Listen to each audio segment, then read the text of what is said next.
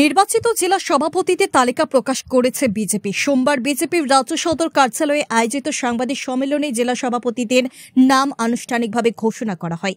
মোট 10টি সাংগঠনিক জেলার জেলা সভাপতিদের নাম সোমবার আনুষ্ঠানিকভাবে ঘোষণা করা হয়। নির্বাচিত জেলা সভাপতিরা হলেন উত্তর ত্রিপুরা কাজল কুমার দাস, ঊনকোটি জেলা সভাপতি, বিমল কর ধলাই জেলা সভাপতি, প্রতিরাম ত্রিপুরা খোয়াই জেলা সভাপতি, বিনয় দেববর্মা, সদর রুরাল সভাপতি গৌরাঙ্গ ভৌমিক, সদর আরবান সভাপতি অসীম ভট্টাচার্য, সিপাহীজলা নর্থ বিপ্লব চক্রবর্তী, সিপাহীজলা সাউথ সভাপতি উত্তম দাস, গোমতী জেলা সভাপতি শ্রীমতী সবিতা নাগ, সাউথ ত্রিপুরা পিলাক সভাপতি দীপায়ন চৌধুরী।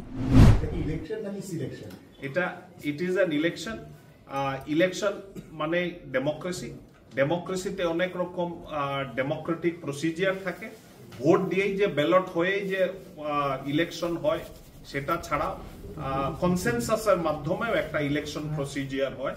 আজকে পৃথিবীতে 200টা দেশ আছে, তার মধ্যে 110টা দেশের ডেমোক্রেটিক প্রসিজিয়ার চলছে এবং 110টা ডেমোক্রেটিক দেশ যেটা আছে সবগুলো দেশের ডেমোক্রেসিটার ডেফিনেশন একটু আলাদা হয়।